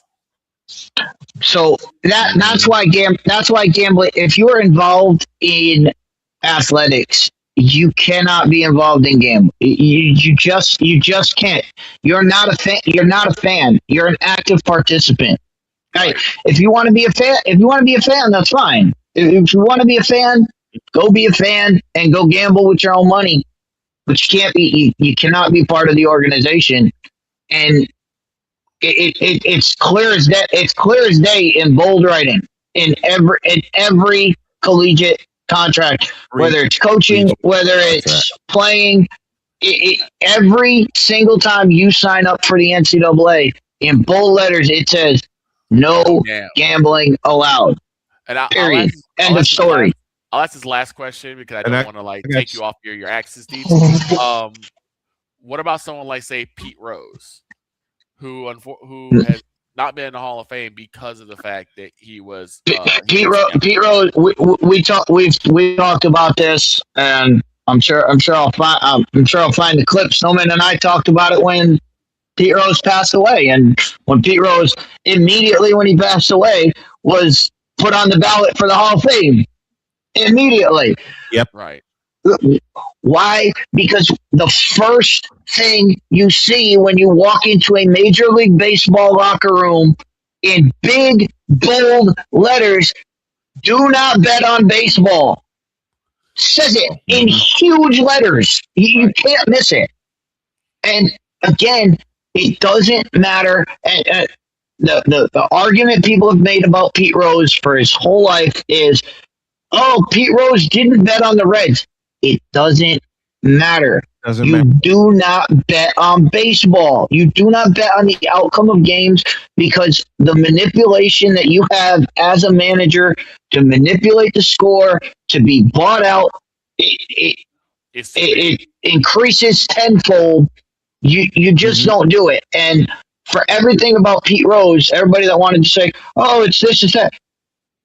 When Pete Rose was going through everything, the commissioner came to him and said, we got the goods on you. We can release it, or you can sign this deal. And Pete said, I'll sign the deal. I'm not allowed in the Hall of Fame. Pete made that decision. Pete made the decision to sign away his right to the Hall of Fame. And that's why everybody was for years that said, oh, Pete Rose should be on the ballot. Pete Rose should be on the ballot. It's only gambling. No, Pete Rose did it to himself.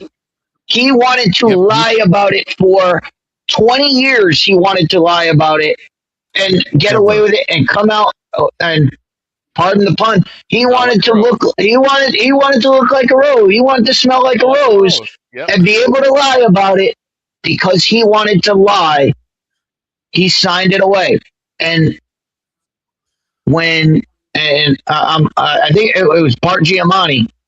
When Bart Giamatti came to him, and when they signed that deal, it was done. And I've said it. I said it from the minute he signed it until the minute he died. I said, "There's no way they put Pete Rose in the Hall of Fame while he's still alive."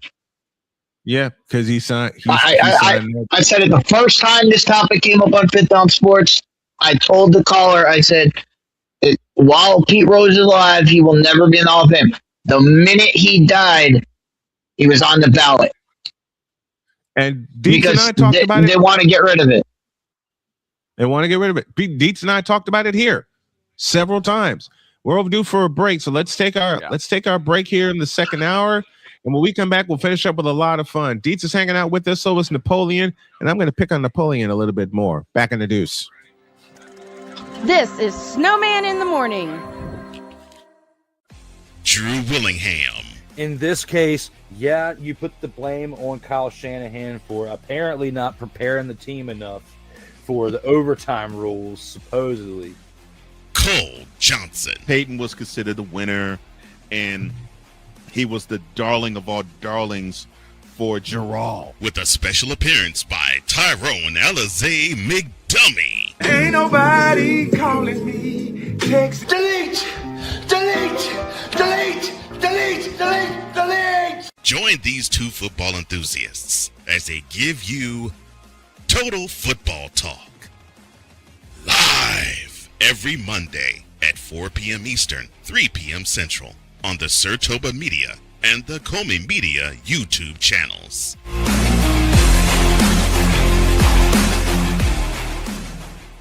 Hey, Eagles fan. Join my man Cool McCain and a host of others as they break down every single game, every single week in an objective manner, and also from a fan's perspective as well. Remember, this cast feels just like you. Nobody likes you. And you don't care. Fly, Eagles, fly. Eagles Elite Podcast.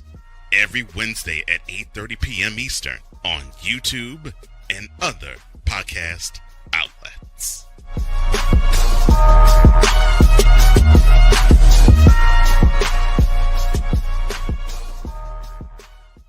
From the hills of Santa Clara to the legacy of the stick, this is where red runs deep and greatness wears gold.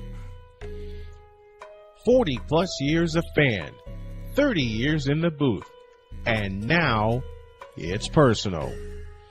The 49ers like you've never heard them before. This is That 49ers Show on Snowman Sportsnet.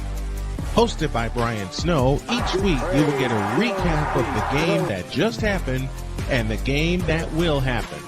All the stats, facts, and figures, all the fun notes, fan chats, and everything else you could put into 30 minutes. This is That 49ers Show on Snowman Sportsnet. Wednesdays at 7 p.m. Eastern, 6 p.m. Central.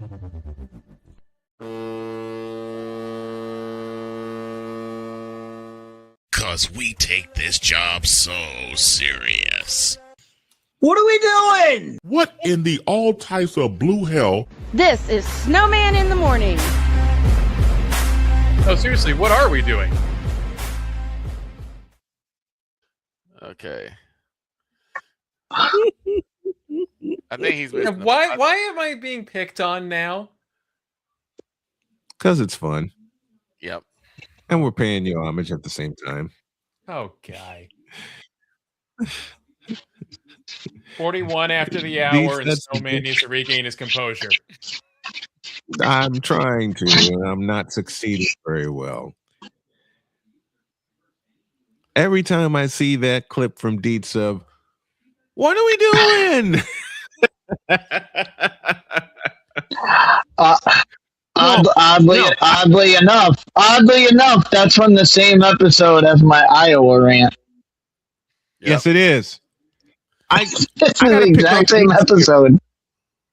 I gotta pick on Dietz because my wife heard that, and I was working on a project here in the office, and she leaned over my shoulder and she says, "I gotta ask a question." I says, "What's that?" She says, "Turn around and look at me." I turned around and looked at her, and Dietz, damn you for this. She just looked at me and went, "What are you doing?"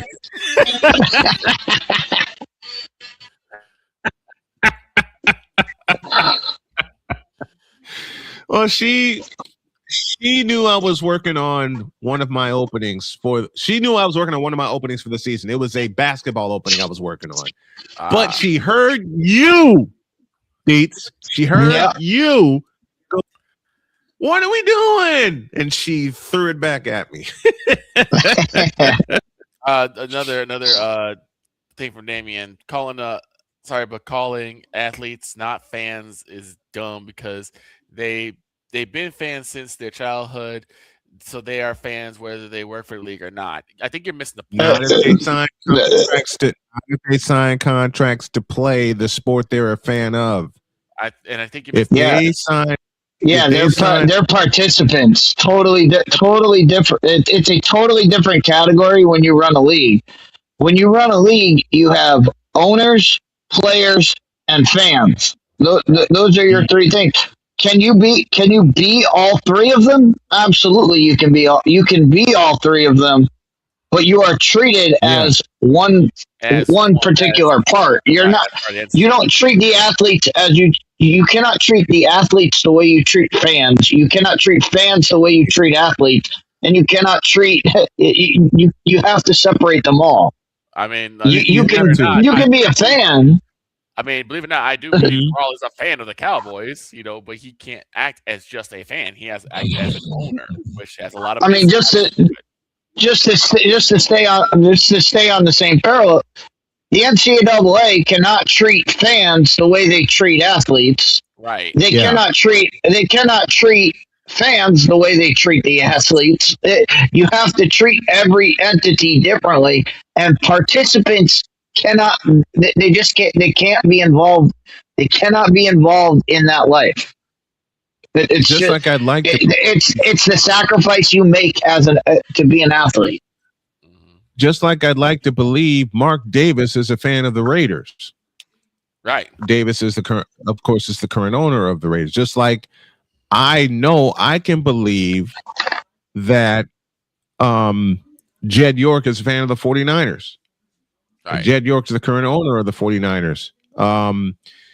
I cannot remember his name to save my life. Eddie DiBartolo was a longtime fan of the 49ers. He was a longtime owner, but you can't treat your Napoleon. You're kind of mooted. There are certain. But how am I mooted? I'm not talking. There are certain perks and certain privileges you get when you're a player, when you're a fan or you're an owner. There are also certain responsibilities and restrictions for those same three lots. I'll give you an example. I am a fan of the 49ers. I am also by many considered an insider for San Francisco because I follow them and because I cover them. So I am treated differently by different outlets. But you can't just walk into Levi Stadium and say, I'm going to call a 49ers game. Not yet. Yeah, because Greg Papa will whoop my ass. Exactly. But because Tim Green will tackle my ass and I won't get up. Right. Because Jed York will look at me like I'm crazy. So I can't do it from Levi Stadium. I do it here. Right. But it's not to say they don't know what alternative play-by-play is. I mean, for God's sakes, they do their research. That's what we're required to do. That's what we're required. I got another great example. One of my best friends, Matt Taylor. Right. He is the voice of the Indianapolis Colts. Right. And Deeds, I'm not bringing him back here with Jen on screen so you can forget it because I know what you want and you ain't getting it. But and also another thing is that I don't think Matt Taylor can bet on Colts games. I'm pretty sure. No, hell no, hell no. Hey, he's not an athlete. But nope. His, but again, and it would depend. And again, I'm not a lawyer, and I don't pretend to be.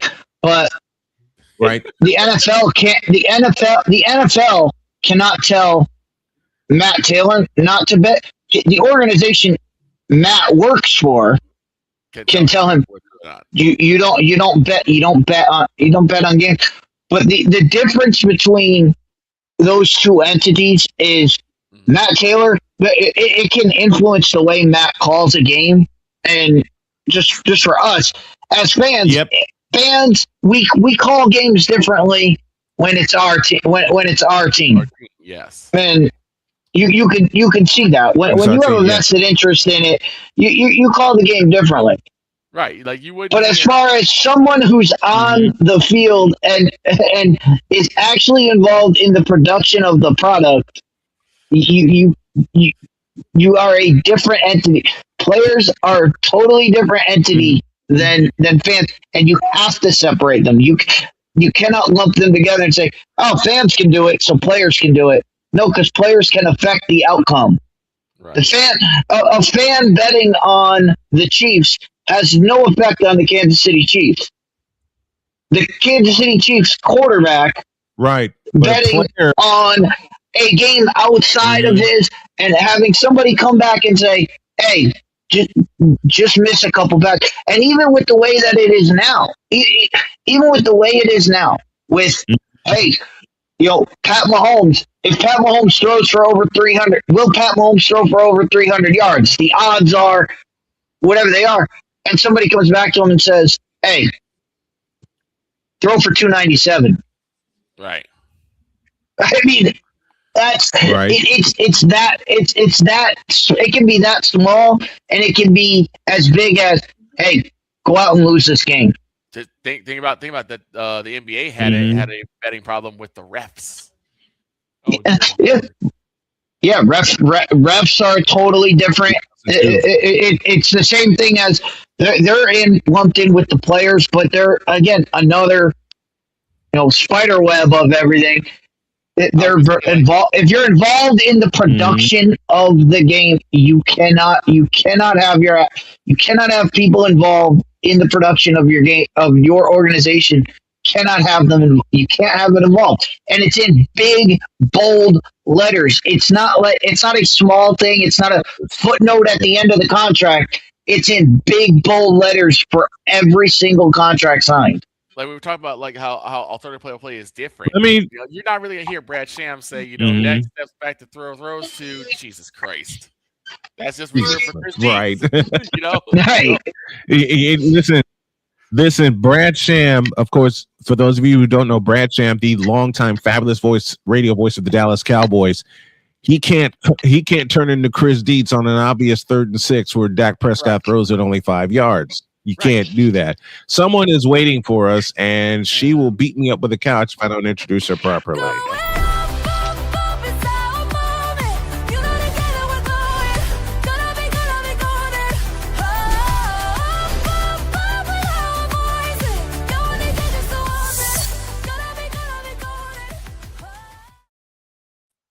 It's Miss Jen. The Empress is hanging out with us for the final few minutes, and I'm going to do the Empress a favor.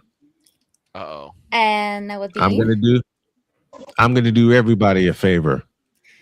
Oh no. Again, that would be. It would be this.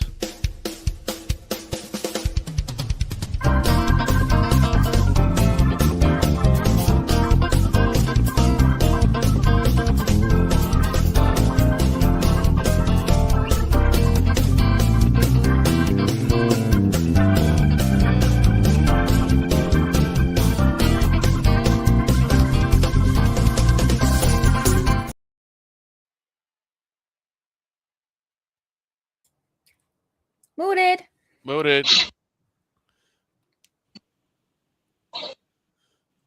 Mooted. Oh, who the hell am I kidding? I'm not What? mooted, damn it. You're going to church. Who the hell am I kidding? Because if I try to do that now, I will not stop laughing. No. None of us will. I will not stop. I will say though, at least Napoleon was the only one who actually made an effort to dress for the occasion. That's why. You know what? We got 9 minutes. I'll try it anyway. Oh no. Forgive me if I start cracking up. Oh, Take Lord, what is 2.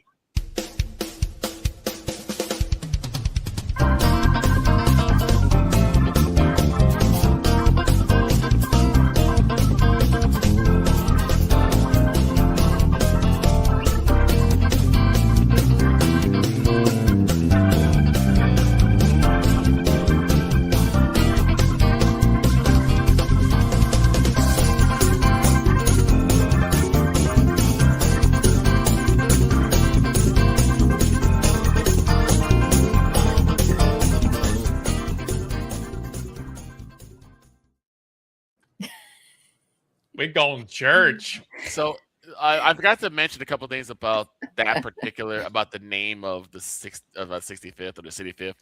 A lot of those. Now everybody needs to bow their heads in prayer.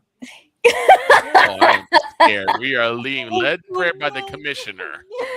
Why? Why the commissioner? All right, heads bowed.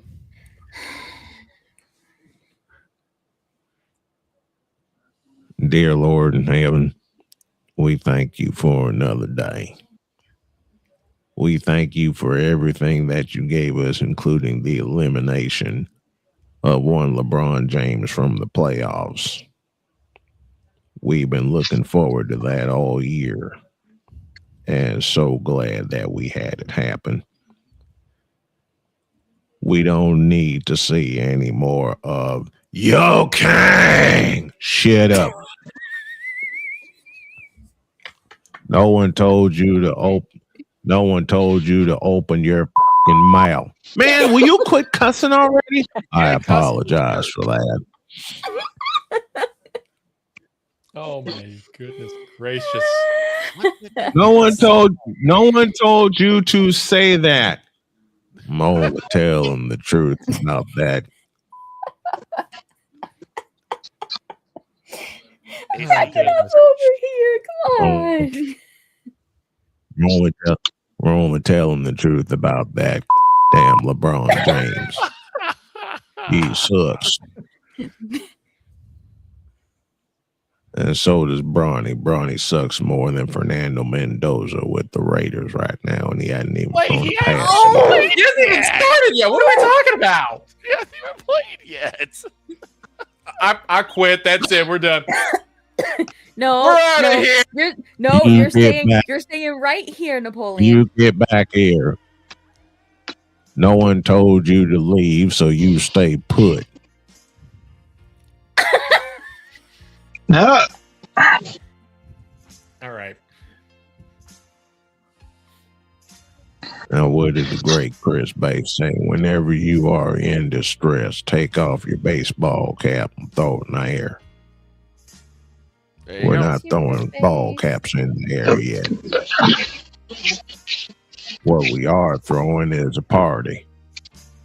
And we're throwing a party because that some LeBron James got eliminated. I told you not to cuss, man. I apologize. Oh, you know I'm rolling up to the red carpet at Dog Father's. I can't help myself sometimes. I get on a roll and that happens. Now tomorrow about 4 p.m. We can't be dissing on LeBron James. The man is top dog. He's the god. Shut up. Napoleon, I told you once before, I told you again. Do not put such a stain on your Kami Oshi's legacy like that. I'm only speaking the Napoleon. truth because one Ludwig made the comparison first. Actually, he said that Gura was the LeBron of VTubing. He didn't say LeBron was the Gura of VTubing. Will you two quit fighting already? I'm trying to get a prayer done here before I get thrown up. I started this, And kinda, I'm finishing it. sort of. LeBron.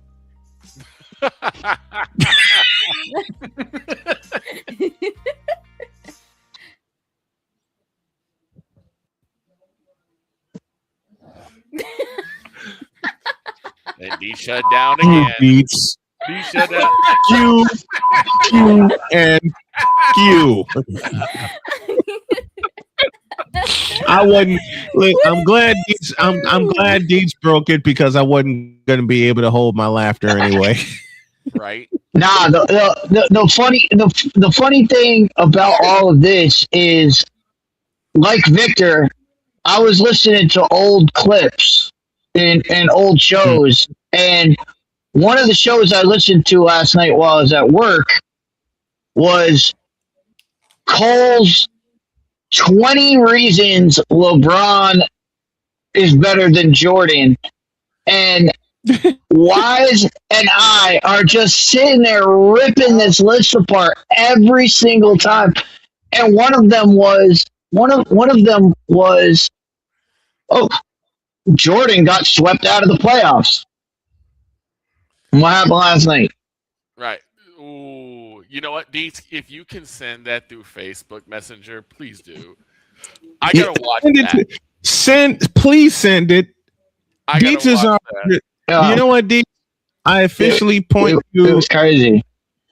I officially point you, our post-show producer. Whatever clips you think will work for us to send out, send them to me. I'll cut them and I'll get them out of here.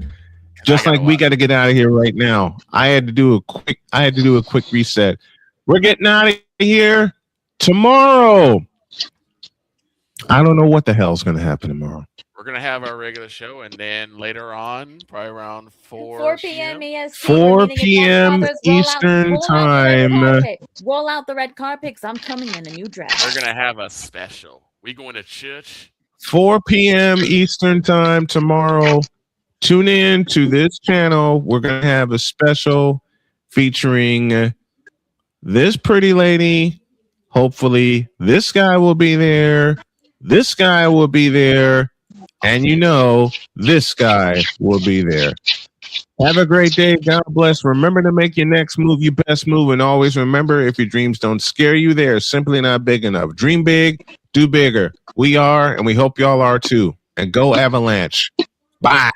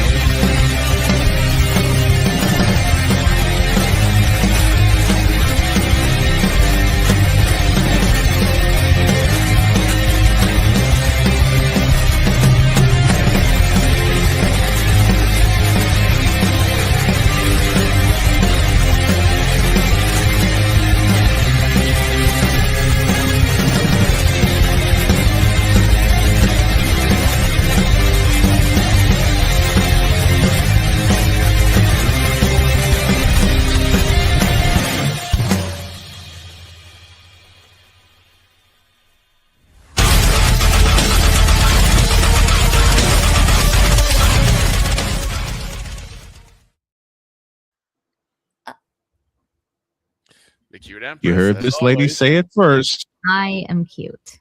Yeah, she is. See you later.